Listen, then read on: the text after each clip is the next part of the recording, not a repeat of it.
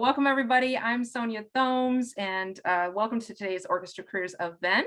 We're doing kind of a career day panel all about artistic planning and I can't wait for you to meet our fabulous guests.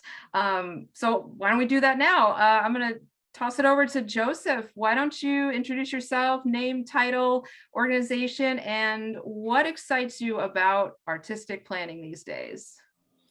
My name is Joseph Matthews. I work with the Memphis Symphony Orchestra. My title is Director of Artistic Operations, which kind of covers music library, personnel, production, and artistic planning.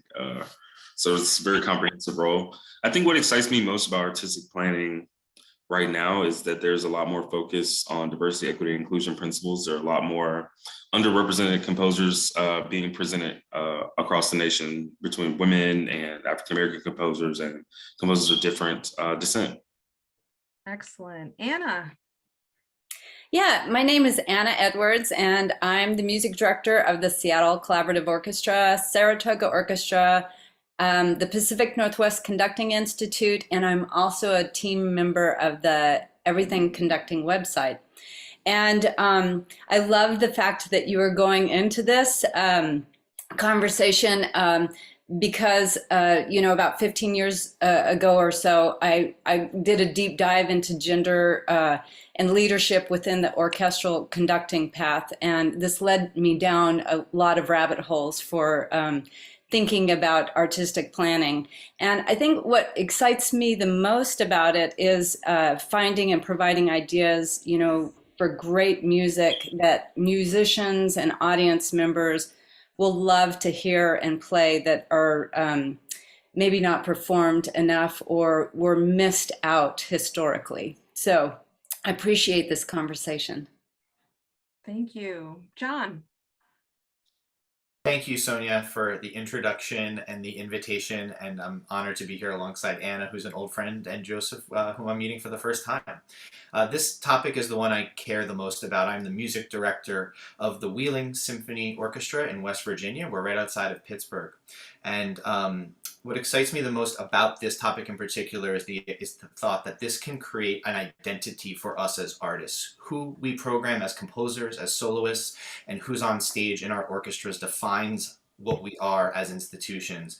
And as leaders and people that are going to think about this, I think this is the single most important topic for us to consider. As Joseph mentioned, the topic of diversity, equity, and inclusion must be the lifeblood of this conversation now and forever in our industry. And so to think about that, at the Wheeling Symphony Orchestra, we've defined our orchestra as supporting living American artists, mostly from diverse backgrounds. And I'm excited to talk about that with you all today. All right, so we're going to dive in. I've got some questions for the panelists, but you know the drill, attendees. If you have questions, drop them in the chat, but we'll have plenty of time for you to ask your questions live here. So one of the things we like to prioritize here at Orchestra Careers is hearing stories, hearing your stories about your career path, because we're so passionate about the next generation finding their path. And so John, I'll toss it back to you, but can you tell us a little bit about when you first became passionate about a career with an orchestra? I'm sure, like many people on this call, I fell in love with orchestral music in the concert hall as an audience member, thinking that this was the most incredible sound, the most incredible environment we could possibly create. And I was a clarinetist and went on with that pathway until college, when I attended the Boston University Tanglewood Institute and saw Kurt Masur conduct a Shostakovich Fifth Symphony that changed my life. And I was like, I want to do that. It allowed me to move out of a practice room for 6 hours a day, and over the course of this hour it'll probably become obvious I'm a bit of an extrovert. I love planning, I love team building, I love community impact, I love education, and being able to perform with the orchestra as a conductor, but also think about how the orchestra can impact the place in which it resides. That was the thing that drew me to conducting, and I'm so lucky to have found a beautiful home to do that work here in Wheeling. Joseph, how about you? When was that first moment that you became passionate about a career with an orchestra? I was actually a law student at the time, and in between my second and third years of law school, I attended the Essentials of Orchestra Management seminar with the League of American Orchestras. And up until then, I knew I wanted to work with artists in some capacity. I was interested in being an entertainment lawyer, And after I spent 10 days at that seminar with orchestra professionals from around the country, I decided that those were the people that I wanted to be around. So after that, I worked at the League of American Orchestras and got to know orchestras all around the country, and I was set on an orchestra career. Excellent. Anna, how about you? When was your first moment that you're like, yep, orchestras are for me? Well, it's so funny because I've had so many of those aha things in different capacities as my life has gone on. But the first time was when I was actually in high school a gazillion years ago. And when I was in 11th grade, I was in the All-State for Texas. And the conductor that happened to be conducting at the time, her name was Maria Tanitska. And at that time, I didn't know enough to know anything about gender or politics or anything, right? But this woman was a bundle of freaking energy. She had short hair. She was about my height, which is a little over 5 feet tall. And we were playing Firebird and Spentna's Bartered Bride. And I will never forget that on our concert, she leapt onto the podium with a green velvet tuxedo. And we popped through all of the music. And at that time, that was when I was like, oh my God, I want to be her. And so anyway, that was the first time. Since then, I've had so many other things that have really made huge impacts on me. I've had 3 kind of stages of my life. I've had the professional violin period, and then I was an educator, and then I really got into the conducting.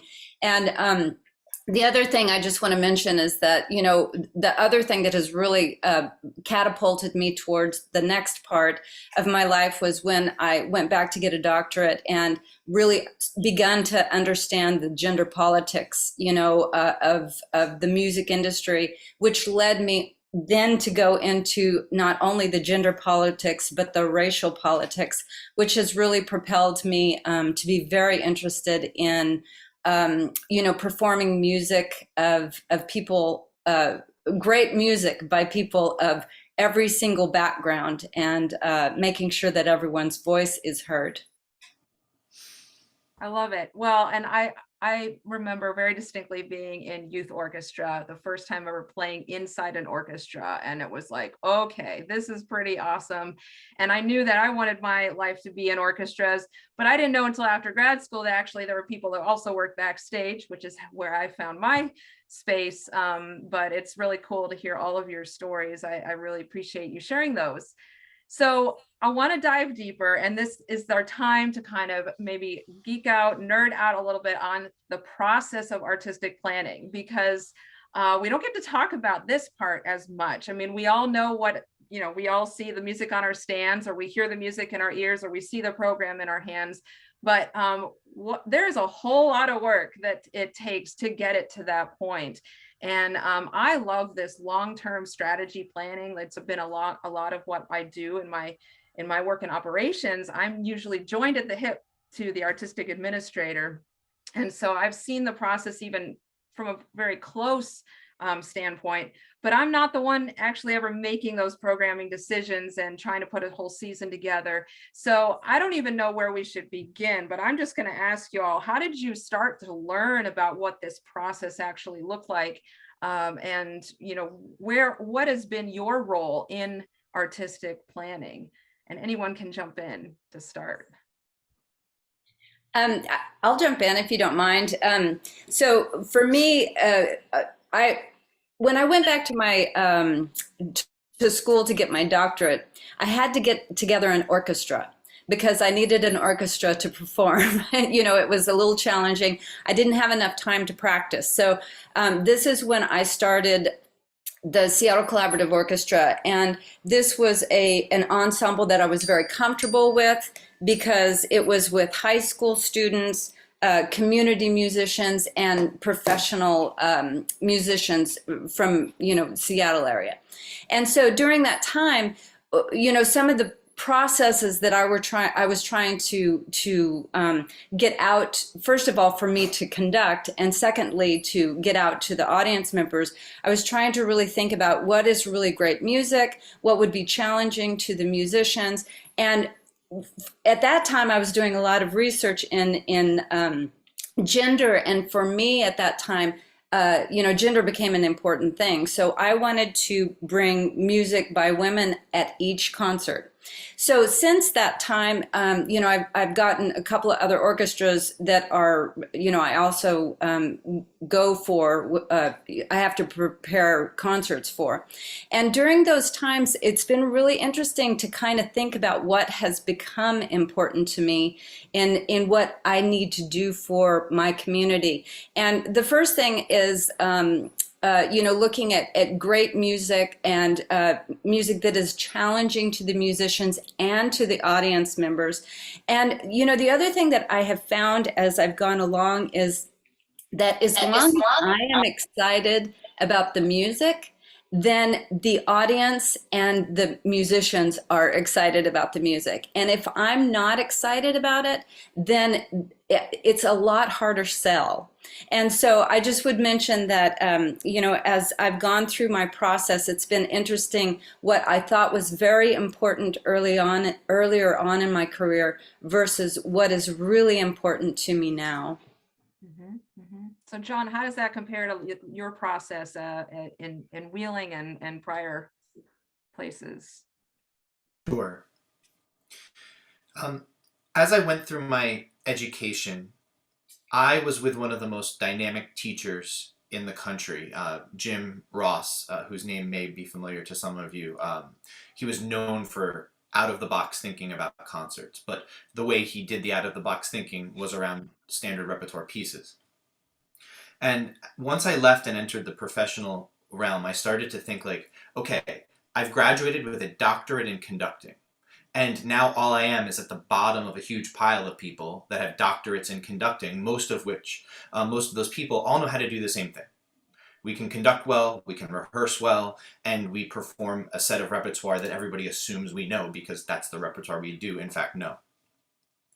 And I said, okay, I think that if all the orchestras in the country are doing rather similar work, like if I said to any of the young people on this call here, I'm going to go to hear a concert at the Colorado Symphony or the Boston Symphony or the Houston Symphony tonight, what are the things you would assume already? You would assume that there will be one conductor for the whole program, that there will be 60 to 85 musicians on the stage, that there will be 3 to 4 pieces performed, one of which will be a soloist, and it'll last about 2 hours.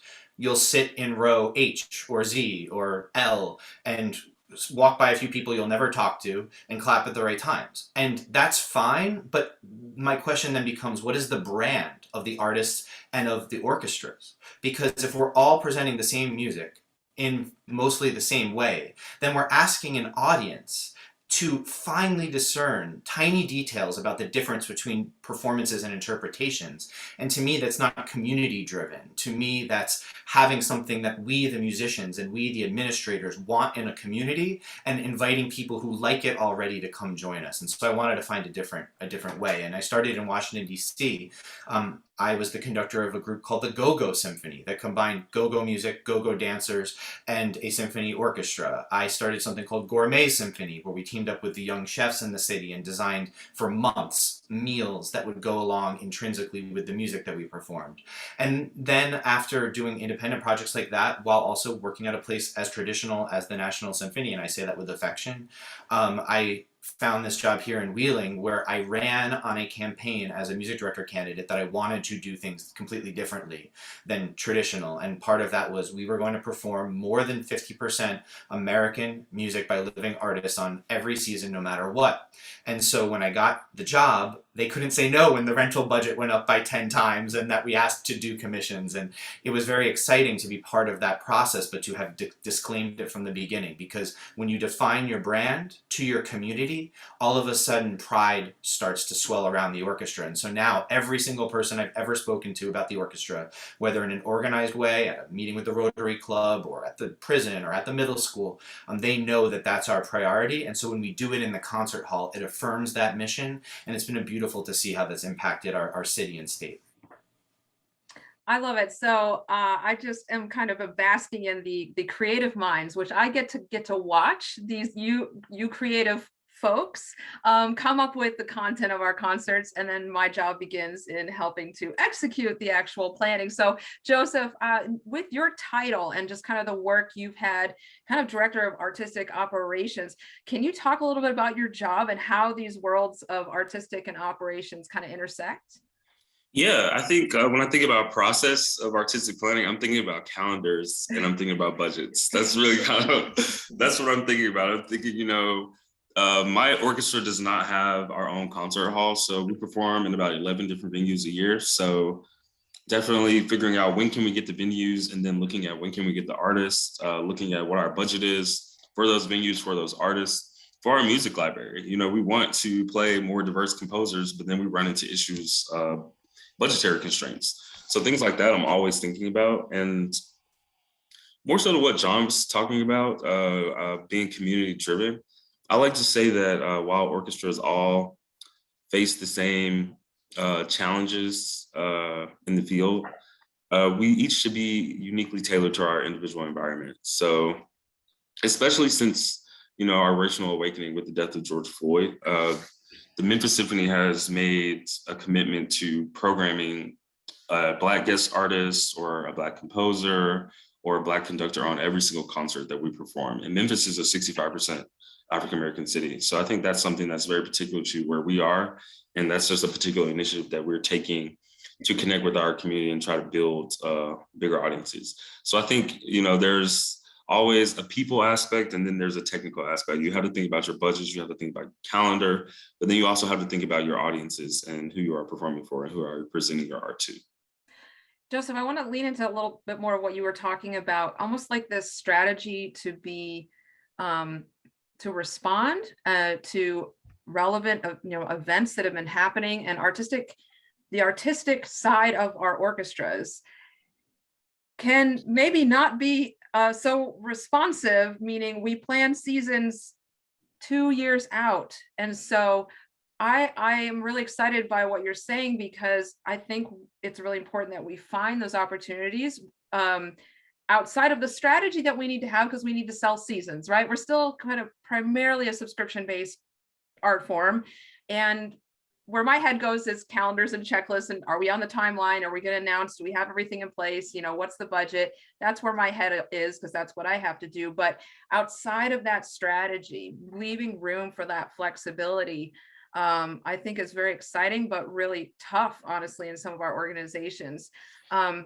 So I want to just linger here a little bit longer in kind of the strategy conversation, because I think it's important that our orchestras do intersect with the life of the community, and whether it's anniversaries or certain months of the year, or like we're doing a Hispanic Heritage Month activities here in Nashville this month, and it's really exciting. But you have to be looking forward and aligning then of the very great music that we get to play, but with those really intentional touch points for the community. So Joseph, what are some of the ways that you feel like Memphis has been able to be strategic, but also maybe leave room for those points of flexibility?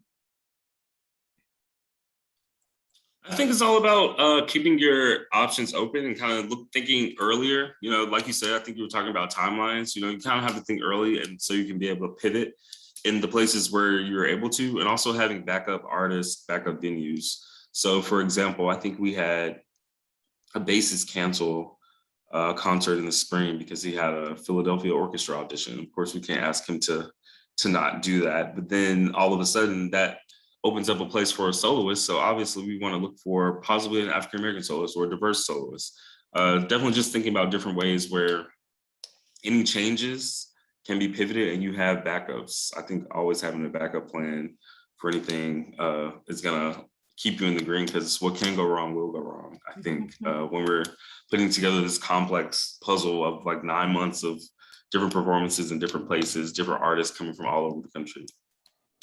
So John, I'm curious, like how much are you thinking when you're planning a season in that strategy and that intentional, like the actual calendar points of the community and how it lines up to what you want to achieve artistically? Is that kind of part of your thought process? Yes, it is. We are a mid-sized regional orchestra with a budget of just under $2 million. So we're performing 1 to 3 concerts a month rather than 3 a weekend at an orchestra, like Memphis or bigger. So we have a very intentional way of building out the season. And for me, look, I'm going to relate this also back to the issue of the programming itself. I'm a white guy named John from New York. I'm aware of that. I can't change that. But if I want to be part of the solution for our industry to be more welcoming and more diverse, I think having conversations with our collaborators and with community leaders helps us achieve success in those overarching missions of the things that leave legacy. Where do we want this orchestra to be in 10 or 15 years when I depart and a new leader comes in? And to me, those conversations are the most rewarding I ever have. For example, we're about to premiere a piece this week on our opening night we've been working on for 2.5 years with my favorite artist from Washington, D.C., where I asked him, if you had no restrictions, what would your dream project be? And that is, I think, a great way for a white conductor to collaborate with a black soloist and make sure that his voice and his story and his talents are being amplified in a way that feels conscientious and that feels intentional. And these are the things that I care about. So to me, it's less what month does it happen or how are we paying tribute to these things. Of course, when something happened like the invasion of Ukraine last year, you pivot quickly. But in these larger issues, I think it's listening to the people that have experienced the thing that you would like to address in your concert hall and giving them the keys for that concert. Mm-hmm. So Anna, with the different orchestras that you are a part of, like how or maybe the planning processes may be similar or different? I mean, how do you keep it all straight is my biggest question. Oh, you're on mute. Sorry. Yeah, it's funny because the ensembles that I conduct are smaller orchestras, and one of the beautiful things is that they have been very gracious in giving me autonomy on whatever I want to do. Kind of is fine, and so there's a beautiful thing in that. Yet it does get a little tricky because. Because of COVID, because we are a small organization, we have to be able to pivot quickly for different reasons, whether it's because the Seattle Symphony all of a sudden decides to put on a new concert and it may conflict with us. So we have to pivot quickly or we have to change our schedules, because we're a little bit low on the totem pole. So what I would say is that when we think about programming, as I said before, we have composers by underrepresented composers and women on every concert. And so our community in the Seattle area and on Whidbey Island, which is where one of the ensembles is, that is super important to the people who are in that community. The other things that are super important that we always recognize are who are the up and coming young talent of our areas. So, some of the things that I'm very interested in is who are these hotshot high school kids who are going to be going to Curtis or Juilliard or, some of these big whoop-de-doo schools, and how can we bring them in and show them off to the public?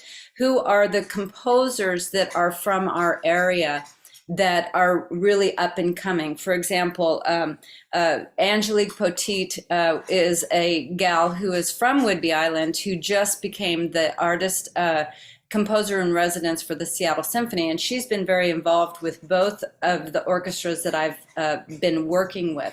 And so it's been really fun to be able to watch her go from a high school person to this professional now. So our interest is in finding people in our community that we can elevate, and that is always part of our planning when we are doing our concerts.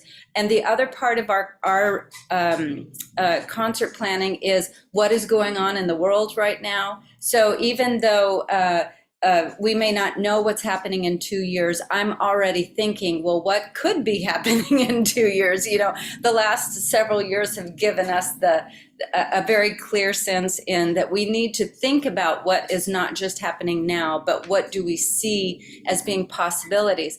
I just want to mention something because I'm so excited about John's programming. He just has such fantastic ideas about programming.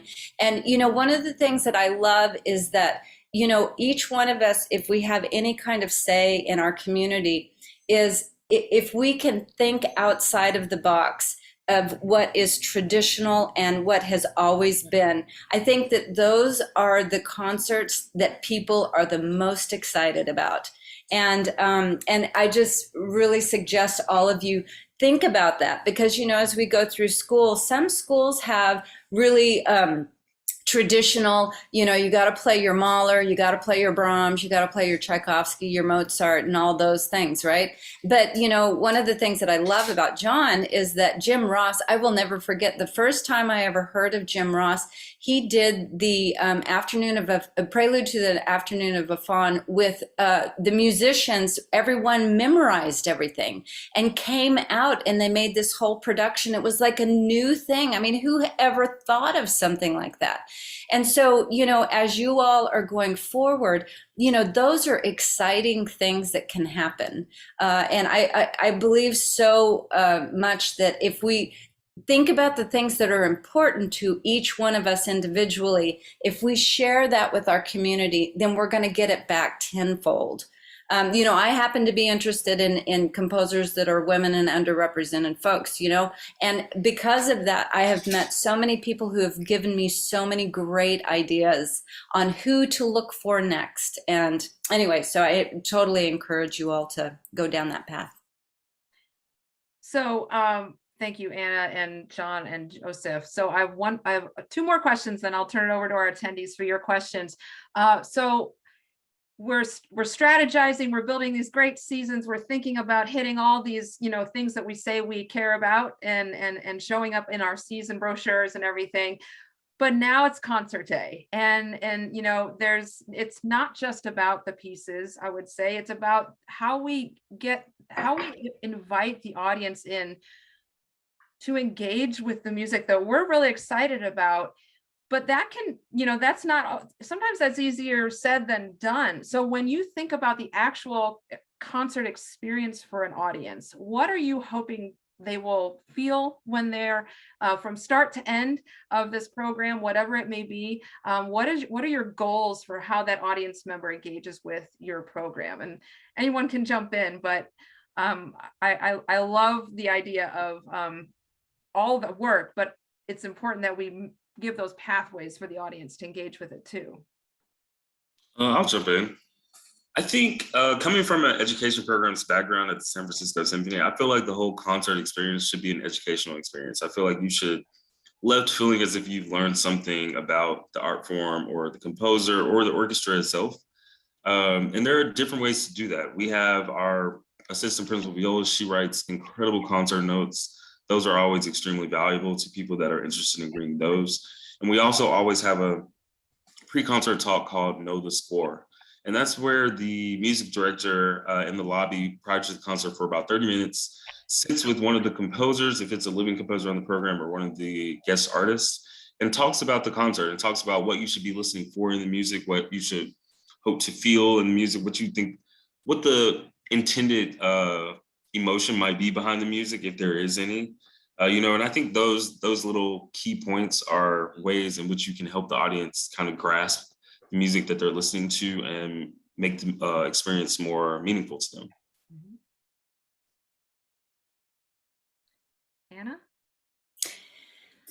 Anna? You know, for us, one of the things that I enjoy is we used to do pre-concert lectures, and then I found that a lot of folks weren't able to get there, and so we actually do a lot of our music through storytelling. So we have one of the radio hosts in town that she designs programs where she tells stories through our program, and that has worked out really well for us, because that way people who, there are certain things that we had found that we had talked about in the pre-concert lectures that a lot of the audience members were missing, and then they wished that they would have been there. So anyway, we started doing these during the concert. The other thing that I found that I enjoy doing is I talk a lot to the audience in addition to our storyteller. But the other thing that we also do is we do engagement as far as when we may be playing something that might be a little bit interesting on the ear, that might be challenging for folks. What we will do a lot of times is we'll hand out sheets of paper, and we ask audience members to write down words or send, a review or pictures or whatever of what they are thinking about while they're listening to this piece. And I'll just give you an example. We several years ago, we played a piece by Stacey Garrop, and it was about a family. It was called.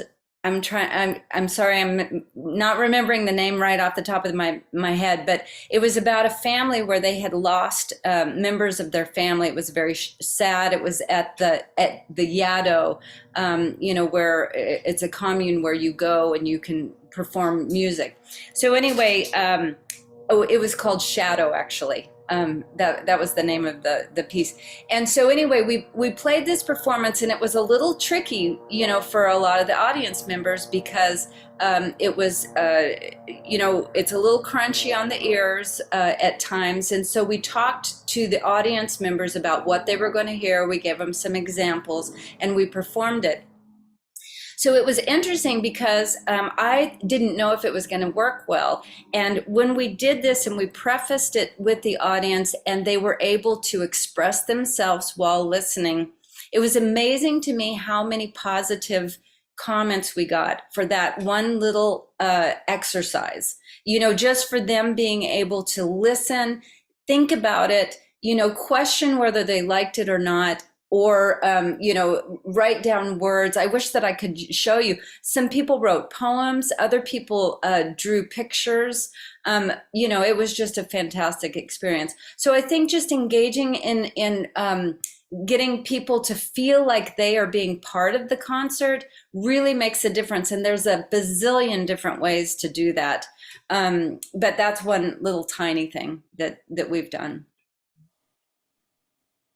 So John, what are you thinking about with respect to audience engagement in your programs?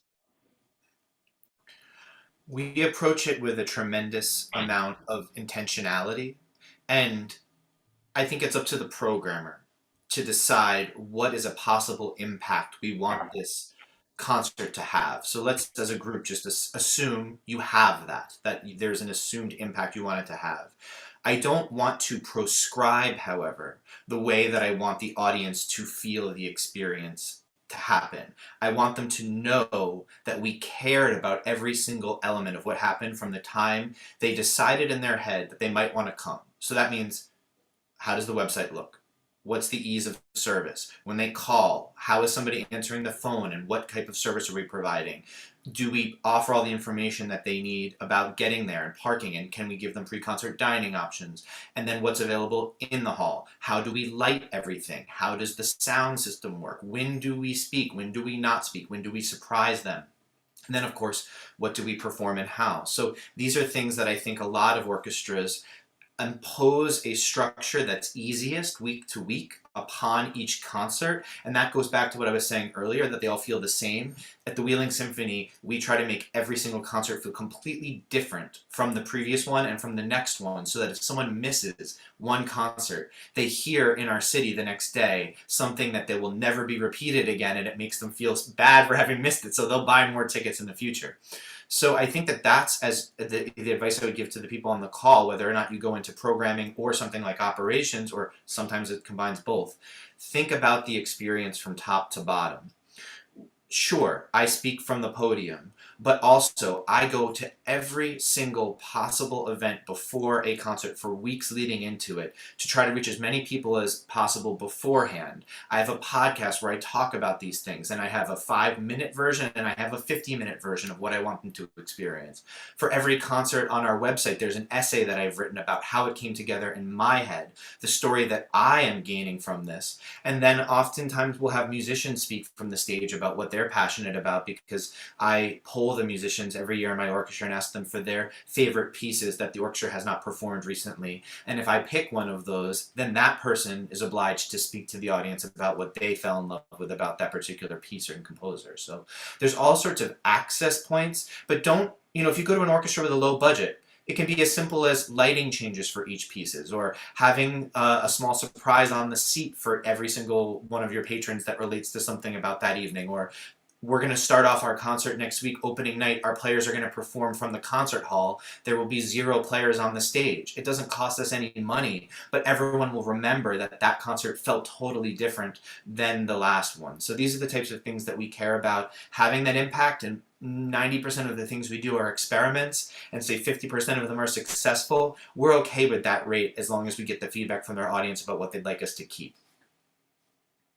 Excellent. I've got one more question for the panel and then return it over to you attendees. So start jotting those questions down.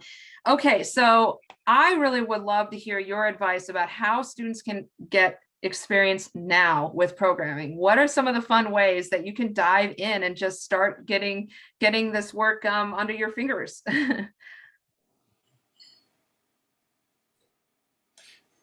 Okay, I will start since I'm unmuted, and then we'll pass it off to my smarter colleagues. So the beautiful thing about programming is it's an exercise, and you can do it for free right now with your computer and Google. Just dive in and create seasons, and don't ignore holiday, education, pops, thematic concerts. Give yourself these challenges, because every day that I work with artistic administrators around the country on guest programming or what I do here in Wheeling, that's what you have to do. And you need to know soloists in all sorts of budget ranges. You need to know how much and where you can get rental pieces, and how easy this team is to work with. And those people never answer emails, so you got to email this person to get to that person.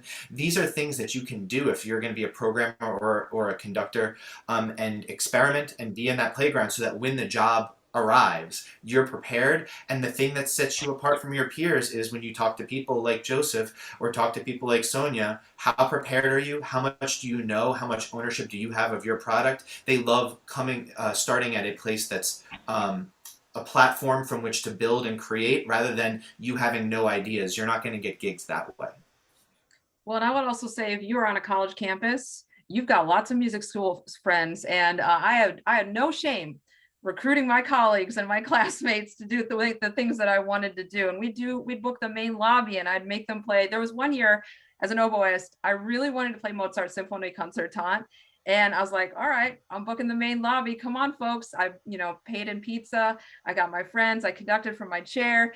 And so you've got the playground at college right now, I would say, depending on where you're at. I don't know. I mean, you could do that too in a lot of different ways. And sometimes just trying out with your friends, your recitals. I mean, your recitals are a programming exercise. And so hopefully this maybe reframes those opportunities for you. But if you also, I would say, almost observe or maybe journal that experience of, okay, my next recital, I'm going to try to achieve these intentional things, meet these principles, these values that I care about. Boom, that is something you can talk about in an interview. And that's, I would want to hear that. I would be very excited as an orchestra manager and a hiring manager to hear how you intentionally programmed your senior recital, with these things in mind. And then how did it play out? Or maybe you commissioned something. There's some really, I get very excited. Actually, now I want to go back to college and do it all over because I think that is where actually I did that a lot in college, and I got a lot of opportunities that I wouldn't have had. Now, frankly, also, I'm an operations manager by blood, I guess now. So I also had the capacity to get my friends together and organize it. But you can find your operations minded friends too, if that's not your skill set. But yeah, I don't know, Joseph, do you have any words of wisdom, like about how students might be able to gain some experience in programming now? Yeah, I mean, I would definitely say there are lots of different internships around. So if you look at different places, and if you can't get that direct experience, maybe volunteer somewhere, maybe volunteer with the community orchestra or the orchestra on your campus. I would say study the seasons of different orchestras that you're interested in. If you like their work, look at how they program and try to talk to a music director and see what their kind of strategy is, what their vision is behind their programming. Anything that you can do, always listen to new music. Always find yourself listening to new music. I feel like I have to say, I feel like artistic planning is probably the most difficult area to break into in orchestras. It's often the smallest team outside of education. So I think, any experience you can get, any people that you can talk to, any way that you can continue expanding your repertoire, take it. Mhm. Anna, I'm going to pass it over to you, but also learn how to read instrumentation. I give that on quizzes actually for job interviews. So note to self, like if you need to tell me what those numbers mean. I'll toss it over to Anna. Okay, so first of all, this is my favorite thing on the planet, is just thinking about music and what I want to perform next. And so the things that I would encourage all of you to do is go to as many concerts as you possibly can. And when you go, think about what are the pieces that are resonating with you, and which programs, the way that they put them together are resonating with you. What worked well together, what didn't work well. What concerts are you going to that you're still talking about or you're still thinking about? I think it's very important for you to think about what is important for you. And then what I was going to show you, I have a handy dandy book that I got, I don't know, 15 years ago. And I had one of my friends told me that at that time, what I needed to do is to start writing down programs and just putting down things that I was interested in. So then what I would do is start listing compositions that you love, and then think about, okay, so what would be something else that would make sense that would go with this program? If you're going to be doing some ginormous symphony, you don't want to do another big symphony. And if you want to do a little bit of out of the box thinking on your artistic, John was talking about having, a lot of traditional concerts. You have your symphony, you've got your overture type thing, you have maybe a new little piece, you have a solo piece, and that's kind of the format, right? So start thinking about, well, what would you want to do if you programmed a specific piece? If you were going to do Tchaik 5 on, half of a program, what would you do the first part of the program that might be interesting? What are parts of Tchaikovsky's life that might be cool? Or, is there something that is happening in the 20th century that may equate with that composition? If you're interested in new music, what are the pieces that you would want to do that would go well with a slow, crunchy piece for an audience's ears? You might want to do something lyrical after that, or beautiful, so you can get people kind of rein them in a little bit. So I think that there are different things that you want to see what works and what doesn't work. Then the second thing that I would do is, as you're considering these, you want to be mindful about the musicians. You want to be mindful, are you going to be programming a concert where every single thing is ridiculously difficult? I think, Sonia, what you just said was so important. You have to make sure that you know how to read a score, so you know whether or not it's going to be ridiculous for the musicians or not. You really do need to understand that aspect of what is possible and what is not. So anyway, and then the last thing that I would just say is, as you are going through, especially listening to concerts or even listening to YouTube links or wherever you find your music, what kind of energy are you getting from that music? Because I think that the energy, you always want to think about how you want your energy to leave your audience. What kind of energy you want from your audience? Do you want to leave them with excitement, elation, a feeling of importance? You want to leave them heavy? There are times where you want to demonstrate a specific thing. And so I think it's important to think about those, fantastic compositions that leave the audience with important thoughts in their heads, or excitement in their brains, or a pep in their step. I think that you have to really think about what kind of ending you want to approach with. And the last thing that I would just say is, chamber music is also a very important thing to think about as you might consider orchestra things, because chamber musicians have a lot of chamber music concerts have a lot more. They're able to move quicker a little bit than orchestras are, right? So a lot of those ensembles have really great ideas in programming. And let me just give you, I'm going to just mention an ensemble that you guys might want to check out. There is an ensemble in New Mexico called Chamber Chatter. And Dave Fehlberg started this ensemble, and it is a fantastic place to go and look at programming. And one of the reasons why I love it is because in their concerts, they have obviously the traditional repertoire that is the standard repertoire, and they have new music, and they definitely go through a lot of the motions that I like, which is the female and the composers of color. But the other element that they bring into it is they bring in speech. So they always have either a storyteller or a poet that comes in and is part of the program. I think it's a brilliant idea. But I mean, you could do different types of things like that. So you can look at something and really bring in your creativity to bring a really awesome program, to an audience. So those are just a few things that I would suggest.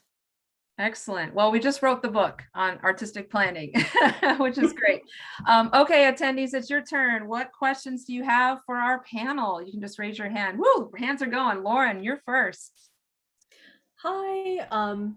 So my name is Lauren. I am a doctoral student studying at UNLV. I am a flutist, and my graduate assistantship is with the Las Vegas Philharmonic. And so my roles for that are to call each one of our shows once a month, but then also running the education program.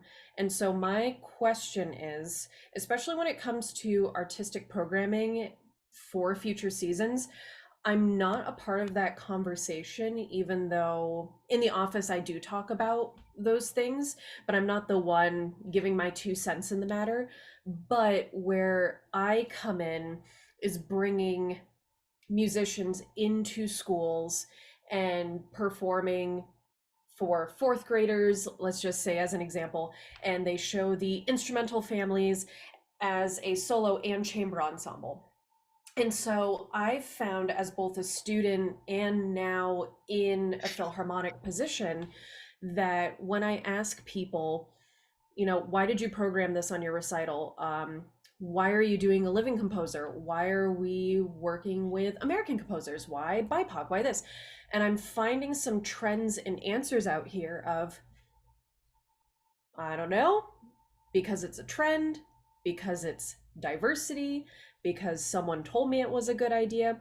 And I guess my question is, how can I really strive to have almost an elevator pitch of reasons why, when an educator asks me, when students ask me, when musicians or fellow staff members, of Lauren, why did you program this to be in your school? Or why did you program this to be on your recital? Like, what sorts of essential questions, essential research, what things should I really be mindful about? So that way it doesn't sound like I'm checking off a box and I've done the research and I have a very strong statement for each individual piece or repertoire that I've chosen.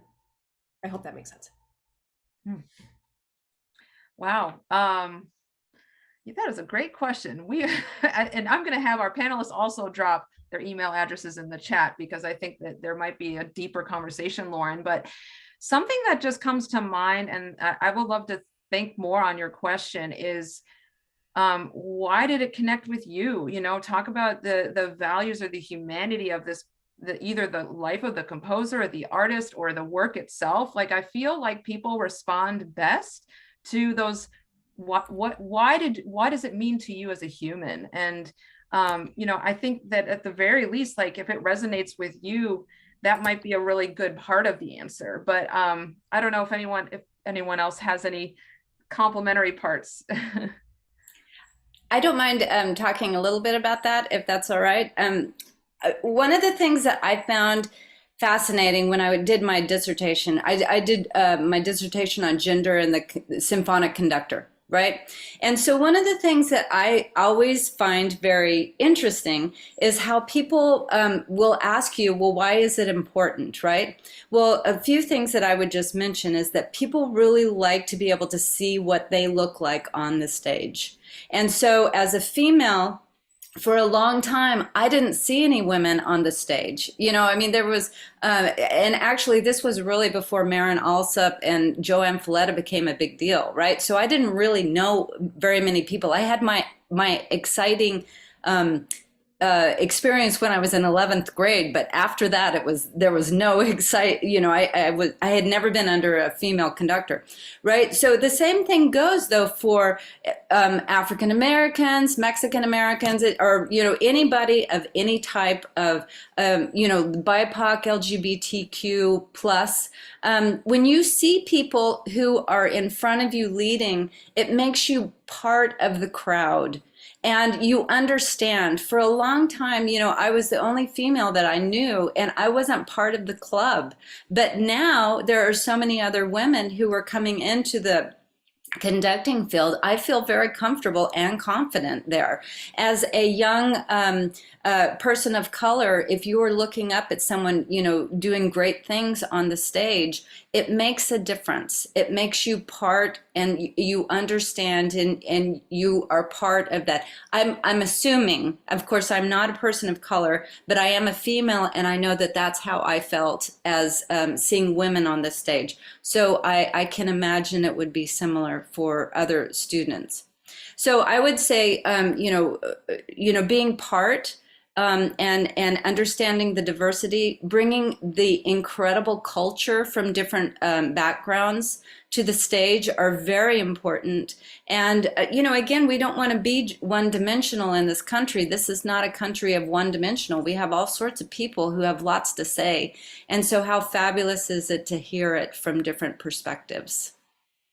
So I'm sorry, I probably talked too much on that.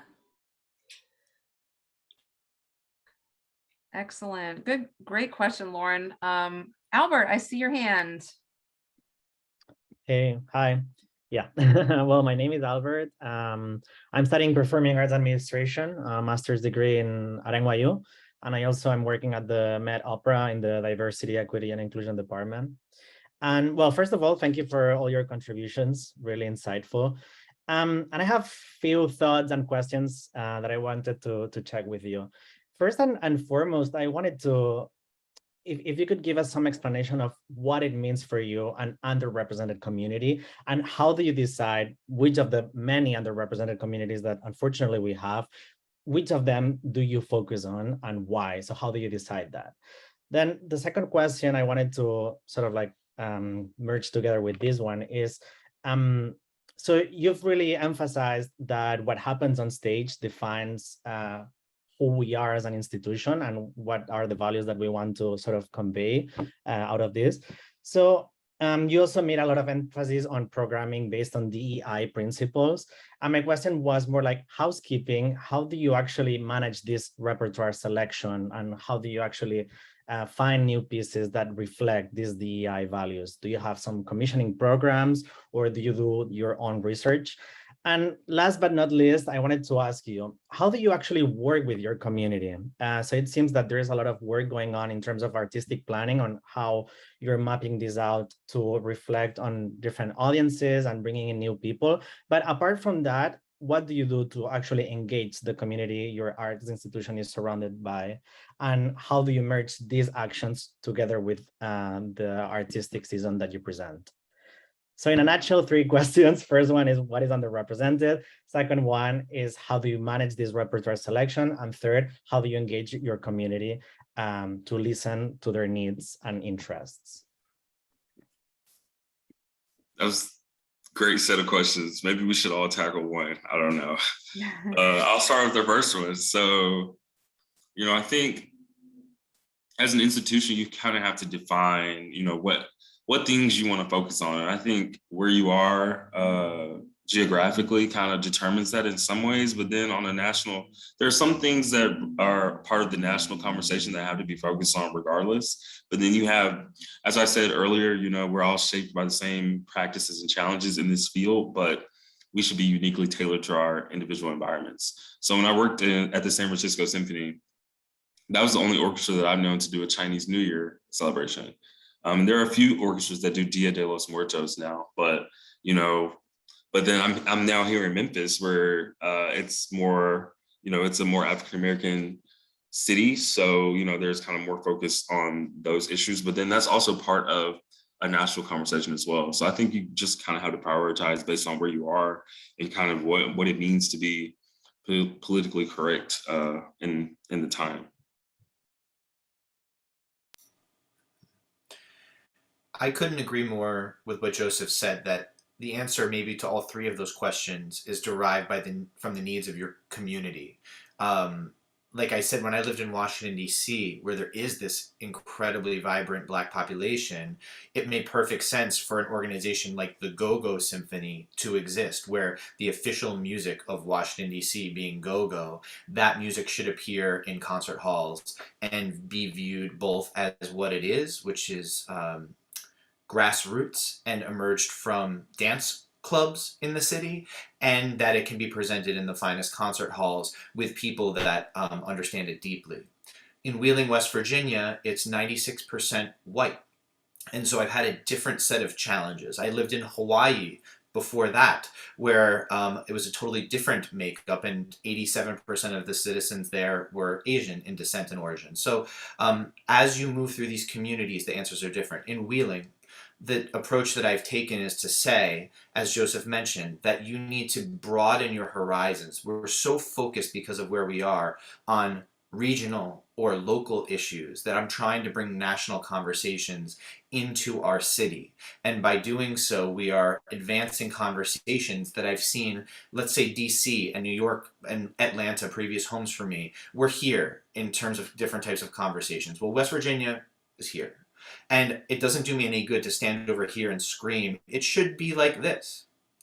I go here and say, how can I, over the course of my time as a leader in our city, bring the conversation along and make more rapid that progress? And so that's that type of a cultural understanding that's incumbent upon us all as leaders, and that if we do the work well, it will feel like a place of coming together. Because in West Virginia, you can imagine there is horrible political dissent between the two sides. But if we can bridge that gap and make the concert hall feel like a place where those conversations can be approached in a way that's advancing, that's the, I think, highest calling of our artistic organizations.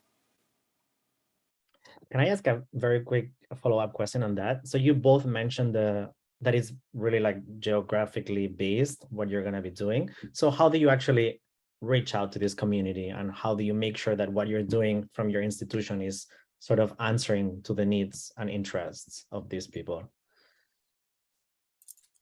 It is hard work, I will say.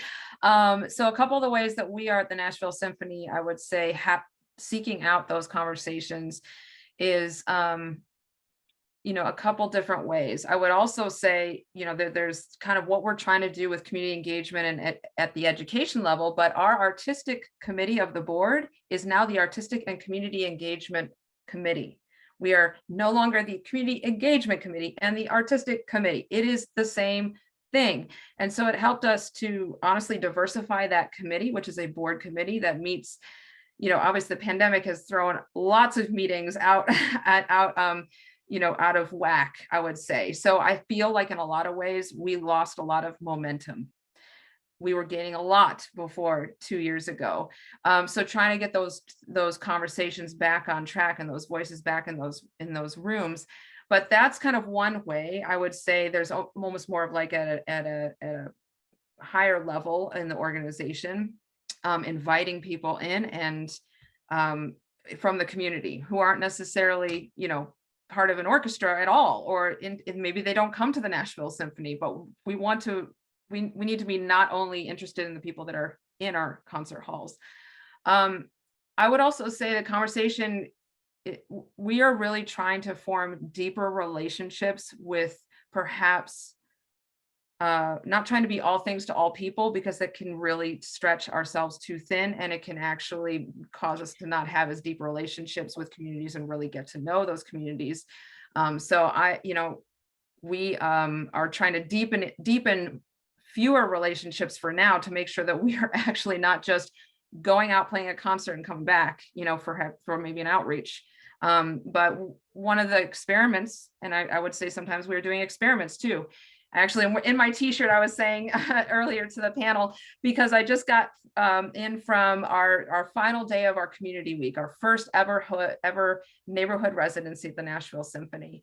And it was spent in a neighborhood very close to downtown.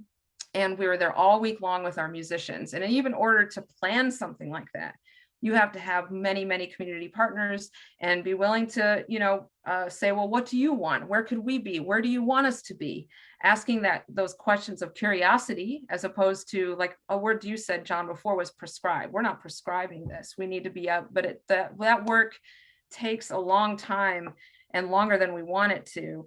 But it has, I guess, to answer your question in a way, it has to happen at all levels of the organization in a lot of different ways. It has to actually become a value of the organization to be asking those questions at every turn. And so we're all learning. We're still learning how to even ask those questions and think of those questions and recognize the opportunities that we have to find those voices that we actually want to influence our choices and our decision making. Awesome, thank you. Sonia, can I jump in here for a quick second? Yeah. Albert, one of the things that I would just mention to you is there's a website called Everything Conducting that John and I do, and on there are some resources on music, different different musical choices, and they're called 10 by 10s. And you might be interested in looking at some of those just for your information. And the other thing that I just would mention is one of the things that I do is I'm really interested in finding music that is great, that people really should hear on the concert stage. And one of the things that I do is I try really hard to go listen to a lot of music from a lot of people from different backgrounds. And, I love the idea of not prescribing also, because there's so much great music. I think that we should definitely listen to our community, but it's also really interesting to listen to other communities that we may not have the opportunity to have in our community. There's a lot of people that, you may not have a lot of folks from different communities. A couple of just thoughts for you all to check out. There's a guy, Jared Tate, who's a Native American Indian. He's a Chickasaw Indian from Oklahoma, who is absolutely amazing. His music is absolutely fantastic. I highly, highly, highly recommend you look at it. There's a guy, Scott, I don't know, he changed his name to Sky, but it was Derek Spiva. very interesting, very interesting music from him, and just does such a beautiful job. There are so many different Asian folks from Thailand, from from Korea, tons of great music out there. So I would highly suggest, maybe listening to all sorts of different music. Look for that music. And I put in the website, I've been doing this database that is specifically geared towards women and underrepresented composers, BIPOC, all of the letters. Actually, we talk about a lot of letters, but I'm going to launch it next month, and it's not ready yet. But there are over 250 composers on there that are in that category. And, I think there's over 1,100 compositions. Now, I've vetted a lot of the music that is on there, but, that these are things that, people have to listen to music. So on this website, just so you know, the database, it will have listening, examples, where you can just push and you can be there. Just try to listen to a lot of great music and know that everybody's got some super music out there. There are that fit a lot of different categories. So anyway, hope that is helpful. Thank you, Anna. Christian, I see your hand. Do we have time for one more question? Yes. Sweet. I'm Christian. I'm from Texas. I know, Anna, you said you were from Texas.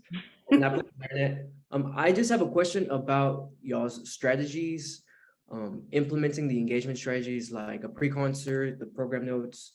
How do y'all measure those and see how effective they're working with the audience? Is it audience surveys or panel discussions? I'm curious to see what y'all have done to see how effective those strategies are.